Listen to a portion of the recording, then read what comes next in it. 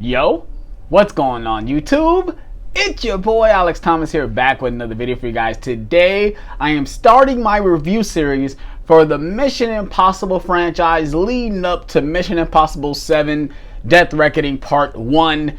I'm so excited to get into this franchise because unlike the other franchises, I like almost every single one of these movies besides one, which obviously we're going to get to in another video. But I'm very excited to review and rewatch all these movies. I love Tom Cruise as an actor. I love that he does his own stunts. I love that he's like so particular on certain ways his movies are made, and obviously he produces most of these movies, which I'm very proud of. I'm very happy to say as well, because he really shows that he cares about his product. He cares what he's giving to us on the screen. And I'm very excited to review the first Mission Impossible movie. Came out in 1996, directed by Brian De Palma, the same guy who gave us Scarface and Carrie, gave us in the Mission Impossible movie.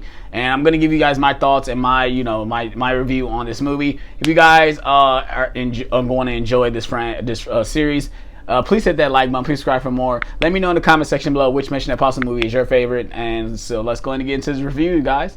Let's get it. Let's go. Alright, you guys, like I said, this is Mission Impossible, directed by Brian De Palma, starring Tom Cruise, Jon Voight, Ving Rhames. Yeah, and this came out in 1996. It's based off a TV show of the same name, which I did not watch the TV show. I had no idea what Mission Impossible was. I knew it was a TV show when I saw the movie, but I've never seen anything about it. I knew it was like kind of like a secret agent type thing, spy, espionage type thing, but obviously this is the first thing I ever seen from Mission Impossible was this movie. And like I said, it stars Tom Cruise. At the time, Tom Cruise was doing a lot of comedies, or he was doing a lot of, not comedies, he was doing more dramas and like stuff like that. He really wasn't known as an action guy I think at this point. He's done things like Top Gun and stuff like that, but he's done things like The Firm. I don't know when, I think Jerry Maguire has just come out. He did movies like that. He'd never done anything like this, and I think he did a spectacular job with this movie, or with this role as Ethan Hunt. He is one of the secret agents of the IMF, and basically the story of this mission is that there's a list out there they have to retrieve, just so it doesn't get into the wrong hands by this arm dealer named Max. And yeah, it's basically it's a manhunt to try to get this list. And I think the way this movie is constructed, I love every single aspect of it. Besides some parts in the second act, it does slow down a little bit. But the opening of this movie, I think, is spectacular. The way the mission is set up, when we get introduced to the team, the way certain things play out with Tom Cruise infiltrating, having to wear the mask and stuff like that. I think all that is pretty well done. Some of the other side characters I think work very well as well. We got Emilio Estevez showing up in this movie just for a small role. I think Jon Voight is really good in this movie as well. The actress who played Jon Voight's wife, I think she's good as well in the movie. And I think I think everything is very well, nicely paced, at least in my opinion. I think Brian De Palma has a certain style and certain, the way he shoots things. He does a lot of like side angles and, zoom ins and stuff like that. He does a lot of things with the camera, which I do like. I did watch the 4K, and I think the 4K does look really good as well. It does have a certain amount of grain that does work for when this movie came out. Like I said, this movie came out in 1996. So the way the movie looks, it really showed that the movie came out in this time. But the 4K does look great, and I do love the way this movie looks. There's certain shots like in the beginning where it looks very like eerie and creepy and stuff like that, and it doesn't really feel like it should be a spy movie, but it is. I think all the scenes in Prague is amazing. Obviously, we got the famous shot of him jumping out of the restaurant with the water splashing behind him. Of course, that's a very known shot. I loved when all his team, like, I'm gonna get into some spoilers, but when all his team started to die off, I loved every single aspect of this scene, because you just don't know what's happening, what's going on, who's killing all his team. And I was up to Ethan Hunt to try to figure out who is Job, and I have to get the list so I can get to Job and figure out why is he doing this and that. And I think I loved everything about this. Tom Cruise brings such intensity, and he's so on a mission to do what he has to do, and I loved it. I loved every single aspect of it.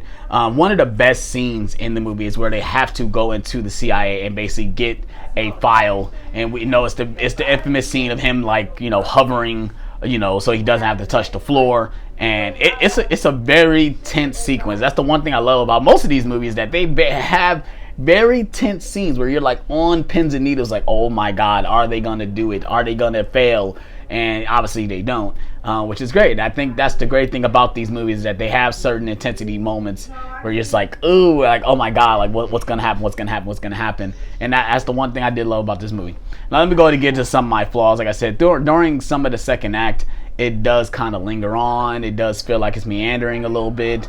There is a decent amount of action sequences and, like I say, intense moments, but there's a certain moment in the movie where it just feels like it just slows down a little bit.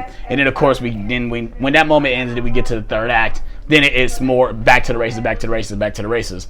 I think the climax of this movie is good. The scene on the train, I think, is pretty good. The reveal of Jon Voight as the villain, it's funny when you cast him in this movie, and then it's kind of known that he's gonna be the bad guy, because they try to hint that the guy that's chasing after Ethan Hunt, he's the bad guy, or they're trying to frame Ethan Hunt to be the bad guy. But when you cast Jon Voight in your movie, it's like, I think at this point he's already been a villain before, so it's like he's the bad guy. He's the bad guy, like, for sure. He just had that certain look, like he's definitely the bad guy. So when he gets revealed that he's the one behind everything that's happening, it's like, you know, I kind of saw that coming. So it's not really more of it's a twist. But I think everything played out very well. Like I said, I think Tom Cruise really does steal the show. He shows that he can handle an action movie, and I think at this point he started getting a lot more action roles, obviously. And obviously he's done every single Mission Impossible movie. He's on freaking number 7 of Mission Impossible, and I'm very happy he stayed. He's obviously stayed on as producer. He produced this one as well, and he's produced every single one leading on to it, which I'm very happy to say that as well, because he really does care about his product. He really does care about giving the best thing can. Now, obviously, when we get to Mission Impossible 2, I'm gonna ask some questions about what the hell was he thinking about that movie. But with this one, I think Brian De Palma, I think they did a great job with this movie. I love the certain intense moments that happened in the movie.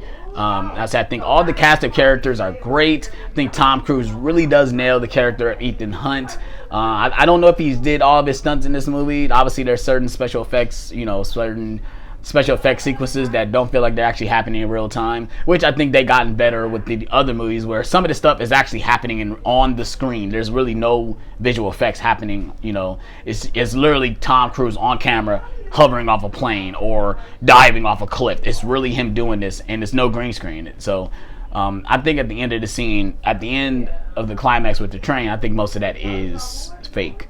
But I think the climax is pretty good. I love the one-liners that Tom Cruise gives. I just love how charismatic he is.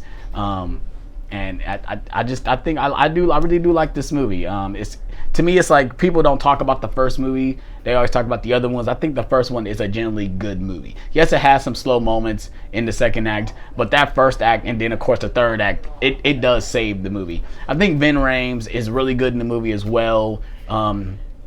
As Luther, he's a very young Ving Rhames, which is pretty funny.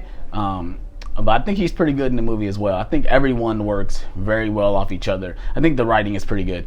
Shout out to Danny Elfman, because I didn't even know he did the score for this movie, and it's really good. He does really do a good job with the Mission Impossible theme, and once you hear the Mission Impossible theme, you won't be able to get it out of your head. You won't. Like I said, I love the way like the opening credits is, where they show things that's happening within the movie, but everything is out of context. I kind of like that as well. And they don't do it within the first two. I think for Ghost Protocol, Rogue Nation, and I think even Fallout, I think they do the same thing with the title sequence. You see clips of what's going to happen in the movie, but everything is out of context, which I do like. I do like that type of stuff. But overall, I really did enjoy this movie. I've seen it numbers of times. Tom Cruise is really good in the movie, and I think Brian De Palma did a great job with this first movie. So if you guys have seen Mission Impossible, let me know what you guys think about it in the comment section below. Are you guys excited for Mission Impossible Dead Reckoning Part 1 that's coming out in July? Let me know in the comment section below as well. More Mission Impossible reviews will be coming in the near future. Hopefully you guys are ready for that as well. And I'm out on this one, you guys. Peace out.